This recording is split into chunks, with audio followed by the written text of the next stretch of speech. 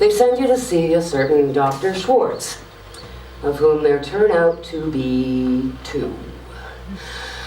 As your luck would have it, rather than the city's alleged expert in adolescent psychology, you get the 60-year-old cynic who admits to your mother he has no previous experience with adolescent girls. Jokes he'll likely live the longer for it. And twice alludes to the fact he's heading out on sabbatical as of that afternoon, just as soon as he's finished with you. He has a furrowed brow and a slate gray beard with 2 white stripes like tusks growing down from either side of his mouth. Behind him stand cavalcades of leather-bound books with wrinkly knees, embossed in golden filigree on such topics as abnormal psychology and hypnotherapy, plus a few university degrees and a pair of bifocals, all in golden frames.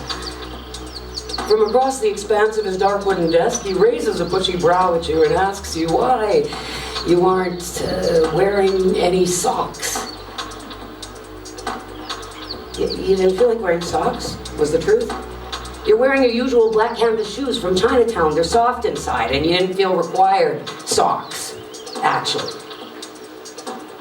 But don't you care if your feet get cold? Sounds like a trick question to you. So you sit staring silently at that eyebrow to see if he'll raise it again. But he swivels his gray leather armchair around to a whole new strategy. What about the little elephant? He asks, waving his index finger over your left closed fist. What's the significance of the little elephant? Your hand seems to open automatically, traitorously, revealing a tiny gray elephant of molded plastic, the size of a cat's ear or a toy soldier. A child of some other era has bitten its face, leaving it pockmarked and askew. The truth is that Molly, your best friend in the whole world who's just been moved to another school because your parents all thought the 2 of you were spending too much time together, had given you the elephant. So yes, it has all kinds of significance. You're not sure which bits he wants to know and whether it's any of his beeswax, actually. Do you mean what does it represent symbolically? You ask. Symbolism, as you well knew, was a literary device whereby an object or motif took on a deeper significance than what it appeared to have on the surface of things, coming to represent a character's secret fears or desires. This was one of the most interesting parts of English class, when the teacher would suddenly reveal all the hidden meanings in the story or poem, and you'd wonder whether the writer was putting all that in there on purpose, or whether it was just made up by English teachers so they'd have something fascinating to teach, which might otherwise never occur to most people.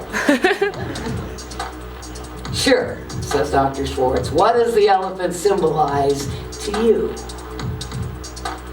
You ever see that movie, The Elephant Man? Me and my best friend Molly saw it once. I can't remember the exact words because it was a long time ago, but there's one part where John Merrick, whose name was actually Joseph, like my grandfather, says sometimes he thinks his head is so big because it's so full of thoughts. Then he says, what happens if thoughts can't get out? Maybe his head is lumpy like that because his biggest thoughts are trying to force their way out? So then he builds this little paper church, but the whole time most people still think he's a circus freak, whether they dress him in a tuxedo or lock him in a cage. He just doesn't fit in anywhere. So then at the end of the movie, he looks at these pictures on the wall of his hospital room. There's someone sleeping peacefully, not all propped up on pillows like he has to do, because otherwise he'll either suffocate or break his own neck from the weight of his head. But he moves the pillows away anyhow, just to be like a normal person, even though he knows it might kill him, and it does. He's only 27 when he dies, just like Jimi Hendrix. Any mention of death or suicide is, of course, one of the things Dr. Schwartz is listening for. It doesn't bode well that you identify so strongly with a deformed adult male who died over 100 years ago. But he doesn't have time to probe the issue. He only has the therapeutic hour, which is drawing to a close. He really doesn't know enough about your situation to say whether you're in serious danger of harming yourself or anybody else. But he does know which forms require only his signature to make the whole damn thing not his problem. To him, what you represent is the last piece of paper he has to sign before jumping in a cab to the airport. He's got a bright new Hawaiian print shirt and sunglasses waiting in a desk drawer. Your mother had not expected to be just leaving you there at St. Paul's that afternoon. You don't even have a toothbrush or a change of clothes, she explains, but is told to worry about those things later. They preferred to keep an eye on you, was how they put it.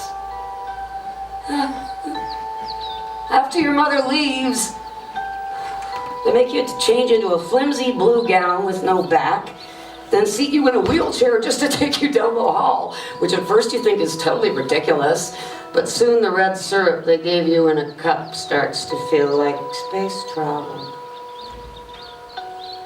They put you in a starchy blue bed sectioned off by curtains with a window opening onto the streets of downtown Vancouver. Wouldn't be too difficult to just climb out here, you think, but then suddenly you fall fast asleep.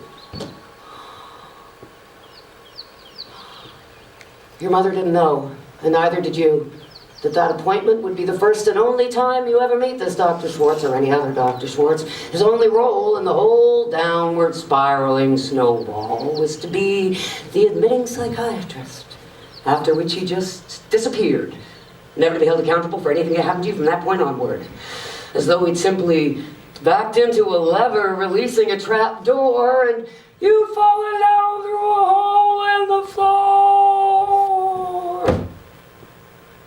To the world on the other side of the two-way mirror, where everyone knows what you're doing all the time, but somehow they read it all backwards.